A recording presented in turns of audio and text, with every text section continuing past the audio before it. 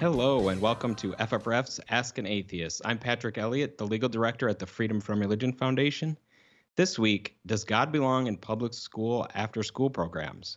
What about Satan? To answer that question, FFRF legal fellow Sammy Lawrence is joining us from the studio. Hi, Sammy. Hi, it's great to be here.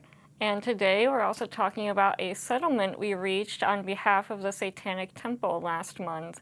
Joining us also is June Everett, campaign director for the Satanic Temple's after-school Satan clubs. Nice to have you with us, June.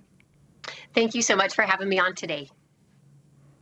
So, June, for those unfamiliar with the Satanic Temple, can you fill them in on what it's about? And some might be surprised to learn that you don't actually worship or even believe in Satan. Is that right? So, yep, that's exactly it, Patrick. The Satanic Temple is a non-theistic church, and the Satanists that align with our values and our beliefs are non-theistic Satanists, meaning that we don't believe in an actual literal Satan. We simply look to Satan as a symbol for various things, depending on who you ask. But we are a recognized church here in the United States. We filled all the boxes that other churches fill in order to get their church status and accreditation. And we have our deeply held religious beliefs, which are part of the 7 tenets of the Satanic Temple, which I don't have to get into right now. Everybody can look them up quite easily online. But yeah, we use the Satanic Temple and the Satanists that we have under the Satanic Temple that identify with us. We have congregations across the United States, and of course we have our campaigns that help fight for the advocacy side of our religion, and that is exactly where After School Satan Club falls under one of our campaigns. Thanks for explaining some of that for our audience. I think a lot of people have heard of the After School Satan Club at this point, but there's definitely always new people who are still very confused about what it does. One group that does definitely believe in Satan literally is the Good News Club, which is an after-school program that proselytizes Christianity to impressionable young children at their public schools. It's basically Sunday school, but it happens at public schools before or often after the school day. The Good News Club is operated by the organization, the Child Evangelism Fellowship. According to the fellowship's website, the Good News Club has over 84,000 clubs worldwide, reaching nearly 4.5 million children. And there's a video on the Good News Club's website that shows, how some schools are using the after-school program to convert kids to Christianity, and we'll play a clip from that video. Deshaun was a second-grade boy who was awful in every way. We saw the pattern in first grade, so we paired him with an outstanding second-grade teacher. During another conversation on how we could help Deshaun, she asked, "What is this Good News Club that meets after school? Do you think it could help?" "I'll try anything." So that week, with his parents' approval, Deshaun went to his first Good News Club. On his 3rd week at club, Deshaun was asking questions about the Bible lesson, and unbeknownst to me, Deshaun decided to place his trust in Jesus. As a school principal, there are a few things that are always helpful and will be received well. If you can help us bring up test scores and limit the amount of discipline referrals, we're open to just about anything. Yeah, I think that when I first watched this clip, Sammy, I don't know if you had the same reaction, that this was an actual school principal giving this endorsement, which is obviously different than normally, what an after-school club would be, some kind of independent run thing. But that's not what we find with the Good News Club. Often it is integrated into the school like this with the full support. So I don't know if there's anything else that struck you with that video clip from the Good News Club website. I do just think it's funny that he says that this first grader was awful in every way. That just seems really mean and also kind of funny in, I guess, a dark way. June, do you have any, initial thoughts seeing this? It's been a while since I've seen that clip, but I just cringed. This kid was awful. Awful because I guess he hadn't found Jesus yet. So right away, we have a principal that probably, is part of this church, or his friends belong to the church that supports this particular Good News Club. So like Patrick said, it is very integrated. They don't even think twice about what they're doing as far as separating church and state. They don't think twice about the other people in the community or the school district that may not be Christians. And frankly, I don't think they care. So we do run into it a lot. And yeah, it's extremely cringe. And I forgot to mention that the Good News Club is the reason that I am here today, because we did have a Good News Club in my son's school when he was just little first grader at a public school here in Colorado, and he came home upset that we weren't going to church and that we weren't talking about Jesus. And it wasn't necessarily the school classroom bullies that were going after him. It was his friends and peers that were attending the Good News Club. And this is what they do. They bring these children in, they use them as tools. Mom and dad see it as, an hour of free daycare right after school dismissal. So they very much take advantage of that gray area, blurring the line between the separation of church and state. And not to go too much further, but at the time it was actually my son's kindergarten teacher that was teaching the Good News Club at the school. So one minute they're talking about, math and science, and the next minute they're telling these kids that if you don't believe in Jesus and accept him to your heart, you're going to burn in hell for eternity. And oh, by the way, make sure all of your peers know it too. So yeah, it is part of what they do, and unfortunately, it is perfectly legal here in the United States. Yeah, I think your experience is similar to what we've seen from the curriculum, the planned materials for the Good News Club, which is a little different than I think even what Sammy acknowledged. This is kind of like Sunday school, but it's not like the Sunday school that I went to, which was a little more about maybe learning the Gospels. It is very much a teaching very young children how sinful they are and how bad they are and how much they need to effectively repent, which is just different than I think some people think of, oh, this is just this good, wholesome Christian curriculum. Your experience, I think, reiterates what has been leaked of some of the materials and what has been out there in terms of what that club is actually doing to young public school children. Right. And I wanted to mention, the Good News Club is ran by the Child Evangelism Fellowship. So, the keyword being evangelism, and they don't, from what I've seen lately, they don't hide it anymore. They bribe children with candy and pizza and donuts, and they show up to the back to school nights and teacher conferences, trying to sucker these kids into like begging to want to go to this club. So yeah, it is very different than, parents on a Sunday taking their children to Sunday school at a church. They have, won the right through the Supreme Court back in 2001 to be at these schools. So I wanted to mention a lot of the times the school districts and the staff and the superintendents that I speak with don't necessarily want them there. There are those schools as well, aside from the schools that are fully integrated into the churches that support the Good News Club in their community. But a lot of the school districts understand that, letting them in, which again, they don't really have a choice in the matter, can definitely be opening up a can of worms. And I always joke that, once you let them in, this is how you get ants. And the Satanists will come in and start our alternative program once we are requested to do so by a parent at the school. Yeah, and we'll get into some of the legal framework that you had mentioned, but to contrast with the Good News Club, I mean, if you which is to basically evangelize or spread the word of Jesus inside public schools. If you can give us your perspective, what's the purpose of the Satanic Temple's After School Satan Club, and what do students learn in these types of meetings, and just give us some info about these clubs. Yeah, so a lot with the word Satan and bringing it into elementary schools, right away it creates a lot of controversy. A lot of people don't understand what we believe, what our belief structure is, what our tenets are, that we're a non-theistic religion. The parents that request our club, however, do.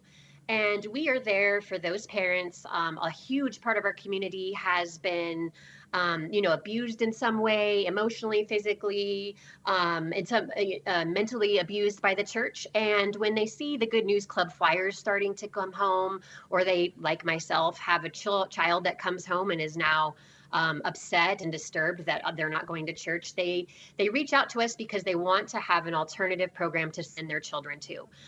They aren't necessarily trying to be trolls. They're not necessarily, trying to, show the Christians, and be disrespectful in any way.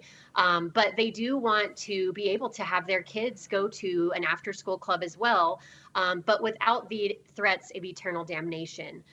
So one thing we do is we don't teach about our religion necessarily, non-theistic Satanism, but we do center many of our activities. I get that question all the time. What's your curriculum? What's your curriculum?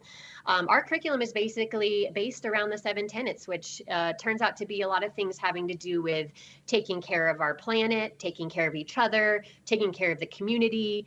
We do a lot of projects for, giving back to the community, giving back to like the animal shelters and planting flowers and putting kindness rocks throughout the community. So nothing to do with heaven or hell. And the fact that most of our community is non-theistic, meaning they don't believe, in a devil or God by that matter, but giving these kids a fun and safe alternative to go to where they are not taught to go after their peers, to bully them, and they're not taught that they're going to, be shamed for being who they are and living authentically as young children should be.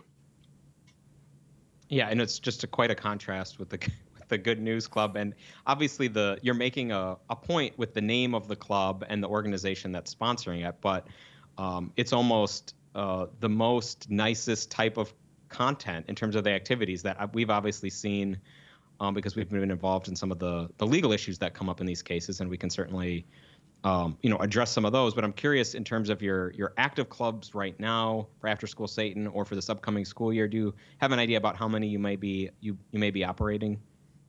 Yeah, so I just have been in touch recently with all of my parents, with all of the clubs that were active last year, and they all would like to return. We do have this holding pattern where we are waiting to confirm that the Good News Club is coming back. The second year I ran the club for the 2022-2023 school year, we opened up, I'd say like 11 clubs nationwide, and then come to find out the following school year, 5 or 6 of those Good News Clubs did not return. I would like to believe it wasn't because of us, and it definitely wasn't because the law changed in some way. So it's always kind of remained a mystery as to why those clubs did not return, the Good News Clubs did not return. But because we believe in religious pluralism, and we also never want to be the only religious club operating on a school campus, we do always wait for word that the Good News Club or some other sort of religious club is going to be operating. Usually my volunteers will try to call the front office or call the sponsoring church to get a heads up to see if they will be returning, and then that way we can start locking in the facility use request and the dates that work for the volunteers and start getting things lined up. Because if there's one thing for certain, when Satan comes to town, they really want to, all of a sudden look at all the policies and all the rules, and everybody starts paying a lot of attention to, if we should be allowed in or not. So I'm excited. We already have one new club getting ready to hopefully begin in Missouri this year, which is actually where the Good News Club and the CEF is based. So that'll be our first After School Satan Club in Missouri that hopefully will be launching this school year. So that's awesome. And as you alluded to earlier, and as Patrick has mentioned, is the state of the law is mostly due to a 2001 U.S. Supreme Court case that basically said that if public schools are going to let outside groups rent school property before or after school to host clubs and meetings, they have to allow the Good News Club and religious clubs generally to be there. And schools can, of course, have neutral policies about how an organization or nonprofit qualifies, but they can't exclude a club just for being a Good News Club or a religious club, at least in theory. But unfortunately, many of these school districts certainly do try to exclude clubs that are not Christian and not traditional religious clubs like the Good News Club. And that is definitely where we've seen the After School Satan Club come in and really demonstrate this double standard. You're the ultimate tester of this, June, because when the Satanic Temple comes in, then we find out, are the policies good policies that school districts have, and are they implementing them? And that's certainly a tactic at the Freedom from Religion Foundation we've used with things like school flyer distribution policies, display policies that government entities do. So I think just in the club's existence at all, you're a check on, are we really neutral and are we really treating everybody equally, or is this a bad policy? Because you've probably run into this where the Good News Club is not getting charged any fees, and then you guys ask and they want to say, okay, well maybe we'll start charging for the rentals now. I don't know if that's obviously we can talk about one of the cases you've been involved in, but I don't know if you've observed that in other parts of the country as well. Every time, Patrick, my part of kicking things off for me is printing off the facility use requests, combing over them with a fine-tooth comb. I see things all the time, including this school district in Missouri that we're getting ready to go into, where, it just because it's policy doesn't mean it's constitutional. They have things like, if we determine the club is, disruptive in any way, that we could absolutely shut you down. That if we decide, and this is one of the aspects of the Memphis County Shelby School District, that we can charge security fees or any sort of fees that we'd like to if we determine we feel the need to do so. So already I can see, I hold my breath because I know, okay, there's going to be a battle right here because it basically says in their policy that they can shut us down for any reason that they choose to do so if we become just a little disruptive, and we do. And it's not so much the club, but it's the people and their reaction to the club. A lot of people in the community kind of keep their heads down when it comes to, the fact that most of the children are on free or reduced lunch. But the minute After School Satan Clubs comes to town, the whole community wants to be involved with the church and the business of the church, of the district and everything going on in the district and who's doing what. So every time, Patrick, we have to get ready for all the extra hoops and the different things that they're going to throw at us. I know we've talked about one school district that all of a sudden has stated that we have to have 7 children participating. So that was never a thing the first couple of years that we were at this school district. And now, not 5 children, not 10 children, but 7 children have to be participating in After School Satan Club or the Good News Club for us to remain in good status. And of course, the Good News Club pulls in, easily over 7 children. And, sometimes we're anywhere between 1 and 15. So it's hard to say, but yeah, we are constantly used to being the ones that get to test the policy and the rules and see what happens. Yeah, and in one example of that, you had mentioned the Shelby County Schools. So this is Memphis, Tennessee. The Freedom from Religion Foundation represented the Satanic Temple in a lawsuit involving that school district. But I wanted to give a little background on kind of how we got to that point. So that you all had requested, to access, just like the Good News Club was operating, to access the school facilities there because you had volunteers and you had parents request it. And that story gained a national spotlight when the district held a press conference in December where the school board members, administrators, and clergy were expressly, hostile to the After School Satan Club. So we do have a clip from that press conference that I think shows the overall demeanor. We cannot allow any entity called Satanic Temple to have time, private time with our children. Say that. Especially our elementary school children. That's right. We cannot allow this. They know that. And this is, in fact, is what I call Satan personified. They put us in a trig bag that we almost can't get out of, using the Constitution against us for the purpose, I believe, and some believe, of monetary gain, as they have done in other states across the country. How are we going to deal with this? I don't know. I'm prayerful that we will come up with some solutions as to how to combat this. But one thing I do know, regardless, we cannot allow them to have time with our children. That's right. And that's the bottom line. We cannot allow that to happen. So as I noted, this was in December, right after you all had requested to rent facilities there at one of the elementary schools in Shelby County. And, just to correct the record, I suppose you want to probably make clear that this is not some scheme from the Satanic Temple to make money. You actually want to operate in those school districts. And if you want to clear the record on that point, at least, June. Yeah, so fortunately for them, we aren't suing for millions and millions and millions of dollars, because if we were, I'd, probably have 20,000 volunteers nationwide, and we'd probably have, over, 500 after school Satan clubs. But that is never our goal. We are suing, when we enter a lawsuit against the school district, we are suing for equal access and for equal rights for the parents that pay, taxpayers' money in the district and in the community that their children attend school. If they want their religious club present at the same time as the other clubs, the other religious clubs are present, that they have that right. No matter what our name is, no matter what we call ourselves, and no matter what our beliefs are, as long as we're not hurting anybody or breaking any state, federal, or district laws. So this particular case, we did sue for $1 in nominal damages. So they quickly found out that that is not what we're doing. We're not going around just looking for lawsuits. That's the last thing we want. And I will do personally everything in my power to keep that from happening before we have to, of course, bug you guys over at the Freedom from Religion Foundation to hopefully help us out. So yeah. Yeah, and so here, the After School Satan Club definitely ended up not getting the same treatment as the Good News Club, which had been operating in the same elementary school. Could you just, there's a lot that happened, but just give us a little bit of a summary of what ended up leading, we mentioned the lawsuit, but kind of what led to that? What were they doing that really was unequal here? Yeah, so from the very beginning, my parents had reached out to me in October. This was when the Good News Club, I believe, sent home their flyers. The principal at the school was actually personally promoting the club through the district's online email system.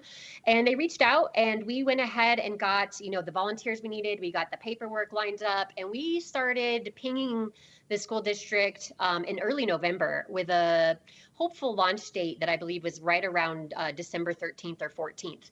And when I say that I have to ride them, I'll give them a couple days in between, but I have to continue to keep emailing them. And often, I don't know if they hope that we're just going to go away, if we're being ignored.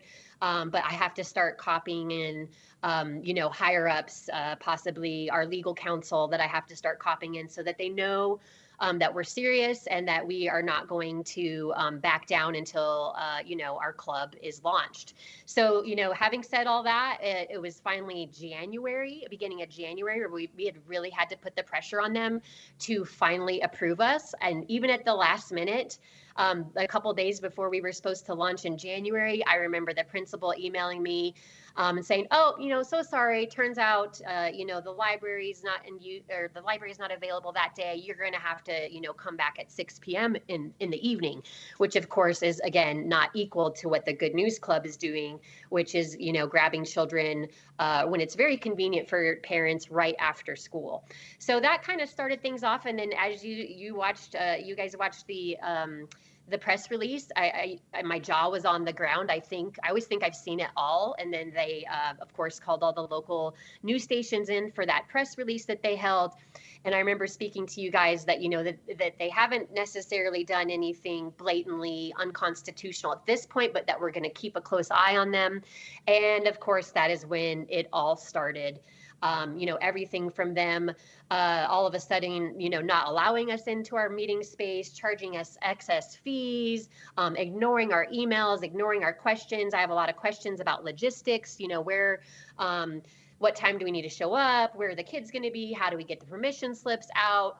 That was another thing. They didn't allow us to send out our permission slips as they had done with the Good News Club in the past. So it was just one thing after another where they were deliberately trying to shut us down and keep us out, which, as you know, is unconstitutional under the First Amendment of the United States. Yeah, and we showed, I think, a 1-minute clip from that news conference, which goes probably at least around 30 minutes, and it's a lot more of that of almost a recognition that the First Amendment would prohibit them from blocking you, but then a sheer desire to do that. So I think that's then what you experienced, following this press conference. Right. And at every turn, and you're maybe downplaying it a little bit, but for instance, on the fees, I know this isn't a matter of, charge $50 an hour for a rental. I think they wanted to charge you in excess of $2,000 to pay for security for your first meeting because people were upset that you guys were going to be using the school. Is that fair? Right. And that, I believe, was the night or two before I was getting ready to fly out, because I always try to be present if I can for every school launch, so that I can meet my volunteers and meet the congregation leadership in the area. So I think I was sitting in a hotel room, or maybe the day before, when they were going to charge us this huge security fee. I think it was $2,000 plus another $250 for field lights. And the thing is, it's not our people that's causing this disruption. It's not our people that are calling in the threats. It's not the Satanists that are out there screaming and yelling and blocking the normal day-to-day activities of the school dismissal process or pickup process. These are the people opposed to After School Satan Club, and opposed to people with different religious beliefs or non-beliefs. So it's always the case where, why are we having to be punished because of the reaction of other people, and the fact that our speech is not favorable, or that they find it offensive. Fortunately, here in our country, that's not enough to get somebody shut down or kicked out of a public building, or to have their freedom of speech silenced. So yeah, it was definitely I shouldn't say mind-boggling, because I've seen it done before, but definitely coming down to the last minute, when I'm not sure if we're going to launch until we're actually walking into that building. So yeah, it was pretty stressful there. And I know we had tried, and Sammy, you had, I think, written, we probably, FFRF had written at least 3 letters trying to avert a lawsuit, with the idea that, no, you do have to do this equal treatment. You can't charge excessive fees to a group because some people don't like its message. And so I know, Sammy, you had done quite a bit of the legal research on that and wrote to the school district, and we were hopeful, well, maybe they'll see the error of their ways and let this go through. So obviously that's not what happened. And ultimately led to the lawsuit, which we filed, I believe we filed in March, which really was just seeking equal treatment for, the After School Satan Club to the same as what the Good News Club was getting. And so, Sammy, I don't know if you want to give us the rundown on ultimately how that, how that lawsuit wound up. You were instrumental in really getting us to a good result there. Yeah, after we filed in March finally, the lawsuit, and like Patrick said, we did try over the course of several months to get the district to basically behave itself, and June was in communication with us the whole time and was keeping us updated as the district just did one bad thing after another. Like, I believe they stuck you in like a portable classroom at the end of a hallway at one point, kept canceling your reservations, among all of the other things that we've already mentioned. Fortunately, not long after we filed the lawsuit, the district reached out and wanted to start discussing settlement, and luckily they decided to settle the case, and last month in July, we were able to end this case with a favorable outcome. The district agreed to basically just treat the Satanic Temple and the After School Satan Club fairly going forward. They are supposed to treat all of the clubs the same. The Good News Club and the Satanic Temple should be treated equally, pay the same fees, be under the same rules and guidelines, and we also got attorney's fees, which is always nice. June, can you speak to the kind of how the overall goal of the After School Satan clubs have been going across the country, and kind of how this settlement and this lawsuit is an example of maybe something positive coming out of the clubs besides just the service that they're doing for the kids that attend?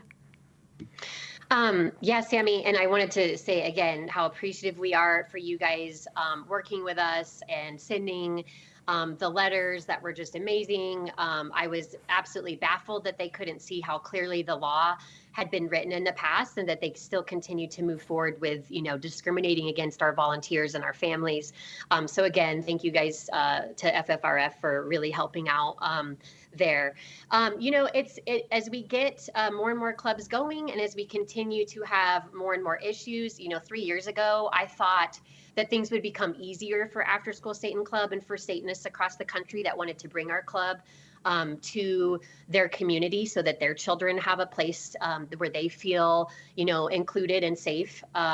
Things have actually gotten a little trickier, and it seems that the school districts are trying to become more clever about how they can keep the Good News Club, but then, find ways to shut us out. In fact, even with this particular case in Memphis, we were operating after school hours, and the Good News Club was actually operating before school hours. So I realized quite quickly that we didn't really have an apples to apples comparison.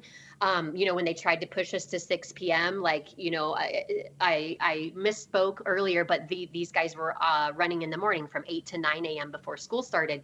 So that is where we decided to kind of match their program, so that it would be a little easier to go apples to apples with them, and make sure that we were being treated exactly the same as the Good News Club. So we started our before school Satan program, and that has our little professor logo holding a cute little coffee cup, and that was also successful, minus the fact, as you mentioned, Sammy, that they were shoving us at the end of a hallway with a bunch of band equipment and random chairs. It was just generally a storage area where they had a camera shining directly on us, and the library doors were locked, which is what we were charged for, these exorbitant fees to be in an actual library with tables and chairs. And as After School Satan Club continues to move forward into the future, and I have no plans of stopping the program, it is so rewarding to go into these communities where it brings parents and children together that are like-minded, that I've always felt like maybe they don't belong because they're not a Christian, or because they are, atheists or humanists or secularists, or, some of the occult religions. There may be Wiccans or pagans or Satanists, that these people all find this common ground in these communities when After School Satan Club comes to town, and next thing you know, they're all good friends, and they're going on trips together, and they're meeting in the park, all summer. So I'm going to continue to do this club, and I hope that as we move forward, the school districts that think about trying to keep us out, or blatantly tell the press that they're going to keep us out, they tell the press that First Amendment rights don't actually apply to these people. I hope that they start to see the message that fighting us is a waste of time. It's a waste of valuable school resources. It's a waste of taxpayer money. It's a waste of all of these things that could be put back into the schools, the teachers, and the students, instead of fighting After School Satan Club. So I hope as we move forward, we continue to either win more cases for those that refuse to follow the law, and that those that do a little research realize that it's going to be a losing battle if they try to keep us out. So if someone's watching and they want to, and there's a Good News Club in their area, which there are many, I think, as Sammy had highlighted, the sheer number of these clubs, how can they get an After School Satan Club started in their school? So one thing that I've learned in the last few years is that, and I had to learn this, I had to get the program up and going, is that we did have a lot of people that are angry at Christians in their area, that they don't like the Good News Club, but they essentially wanted to bring us there to basically, cause a lot of controversy and commotion. And then essentially these people were lighting the match and sort of walking away. So now we are looking for parents that are in communities that have Good News Clubs. Again, we have to have another religious club running on campus. Doesn't necessarily have to be a Good News Club. There are other, like LifeWise Academy has been another big one. And then we have individual Bible clubs operating at elementary schools that don't have anything to do with the Good News Club. But we need to make sure that there is that operating. And then we need to have parents that identify with the Satanic Temple as far as beliefs go, that align with our beliefs, and that aren't afraid to fight for the club and send their children to the club, and not afraid to, sign their name on an application if needed. Because, when it comes down to it, if these districts start to think that we're not serious, or that, we're just a bunch of internet trolls, that we have those parents that are willing to, stand on the right side of history, which can be terrifying at some point. They're willing to learn about all the things that could come at them. Bosses finding out that they're part of the after school Satan Club, neighbors, no longer being invited to the summer barbecue, no longer family members finding out. We've had that happen where they're not invited to Thanksgiving dinner anymore. So there is a lot of risk that comes with bringing after school Satan Club to their schools and their districts, and we understand that, but we do need those parents that are willing to stand by that and sort of hold on and see what happens, but also be willing to fight for the club for their children. Thank you for letting us know that and our viewers know that, and hopefully maybe this inspires some dedicated volunteers out there. Can I also just ask, you mentioned that obviously after school Satan clubs only stay as long as another religious club continues to operate. So in the instances you've mentioned where the only other club was the Good News Club and it decides to just disband or not reapply the next school year, how do the kids that have been attending the After School Satan Club react when the club, dissolves, at least in its official form? Do you find that kids and volunteers really miss it? Do they find other outlets? What's been your experience? So, Sammy, it is absolutely bittersweet when we have a community of volunteers and parents and children that are excited to attend After School Satan Club. We operate usually once a month because we do have limited volunteers. I know the Good News Club is usually once a week. And these kids are always, okay, we're coming back tomorrow, right? And, asking their parents, why aren't we doing this every week? Why aren't we doing this every day? They have a great time. So it is bittersweet. And this actually just happened to one of our clubs last year in Paonia, Colorado, where, the parent that requested the club and the children that were attending were having an amazing time. And then the school district actually found a loophole to keep the Good News Club from returning, and that was enforcing a 1-hour break between school dismissal and when the Good News Club could begin. And when the Good News Club found out about this, and it applied to all of their after-school clubs, that none of them could operate directly after school. So now you're inconveniencing parents. Parents have to pick up their kids and they have to find out a way to, kill an hour worth of time, bring them back. And the Good News Club knows that if that's the case, that their numbers will plummet, because they really do thrive on getting these kids directly after school dismissal, where it is most convenient for parents to have that extra hour of free daycare. So, I talked to my parent in Paonia, Colorado, and she said to me, and this was a very good point, that if we believe so much in this club and we believe in what it does for the communities, then why can't we return, despite the fact that the Good News Club is not returning? But we really do take a hard stance on the fact that we refuse to be the only religious club operating on campus, because at the end of the day, we don't believe that any religious clubs should be operating on campus. But if they are, we will also be there to offer an alternative. So what I did do is I sent a bunch of extra supplies that we had from some of the other clubs. We often do an Amazon wish list where people can donate items off of that wish list, a lot of activity kits and science kits and art kits and crafting. And so I sent her and her family a huge box of like all the after school Satan Club stuff that they would have received. And she contacted the parents that had been attending, and they started to meet in a local park. So, or I think it was at one of their houses a couple times when the weather wasn't cooperating. So they continued on with doing the club meetings. They weren't in an official capacity, but they did decide to go ahead and still, allow the kiddos to have that fun that they had when After School Satan Club was active. So again, it's always bittersweet, but we refuse to be the only club that's going to be on a school campus operating.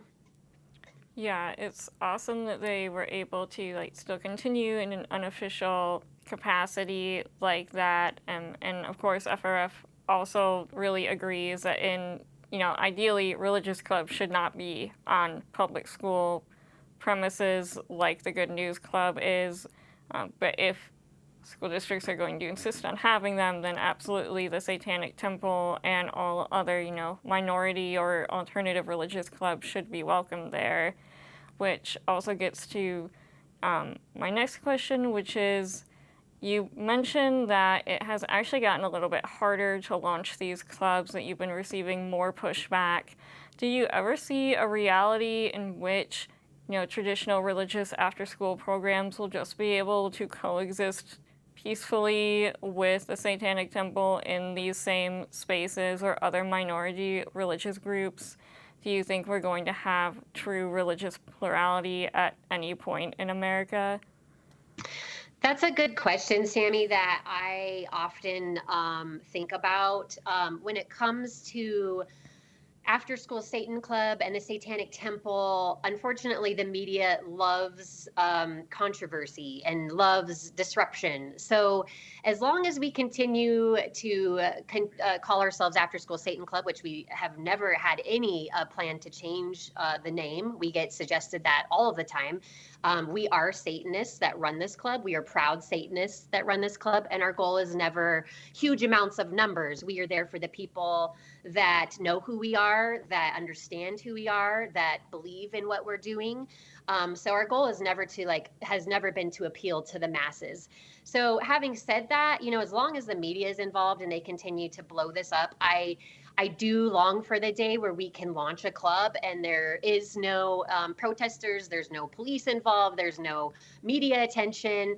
But as long as Satan, I feel like, is in the name, there's always going to be, parents in the community. And especially one thing I've learned is that, a lot of people learn about who we are when we come in. And they kind of go, okay, I get it. I don't necessarily agree with it, but I get it. And they move on. But I also realize that a large part of this is testing privilege. A lot of the Christians feel that they are privileged to these spaces, these public spaces, that they have, complete ability to do whatever they wish, whenever they wish. And when we bring our club, all of a sudden they feel like somehow, we are taking away from their equal chance of running the club. And it all comes down to what I believe is religious privilege that is being checked. And I think that at least in my lifetime, doesn't have any signs of going away here in our country. So as long as there's people that feel that they have the privilege over others because of the majority religion in this country, we're going to continue to probably get pushback and have school districts and communities continue to fight us any way that they can. Yeah, unfortunately, in some ways, I feel like I have to agree, but we can still hope maybe, in our children's lifetime, things will improve. I'm sorry. No, go ahead.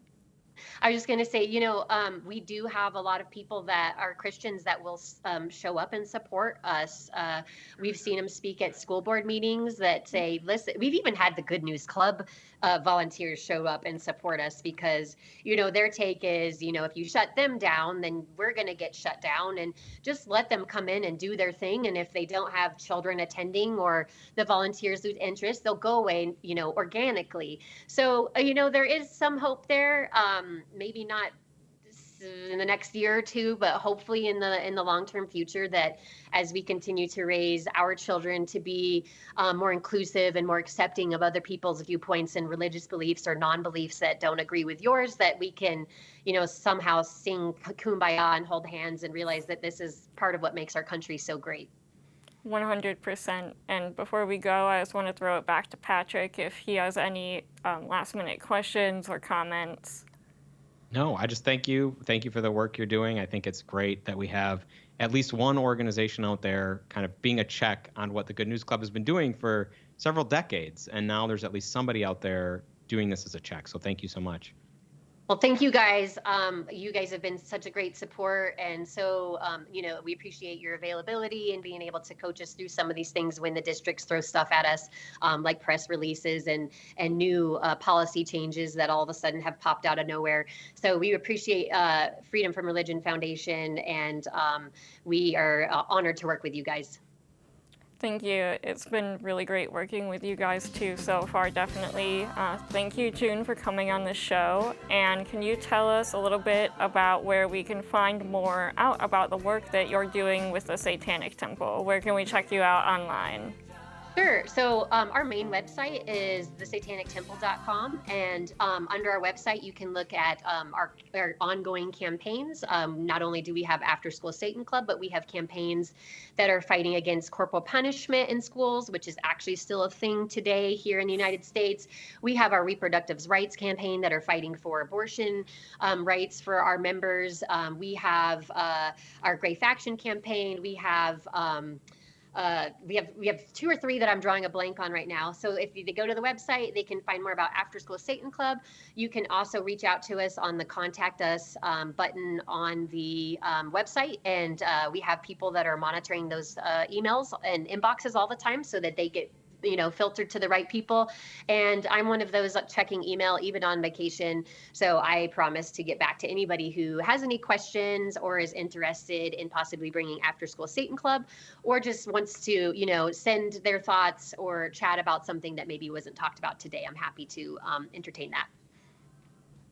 Thank you. And that wraps this week's episode of FFRF's Ask an Atheist. Don't miss our weekly radio show, Free Thought Radio.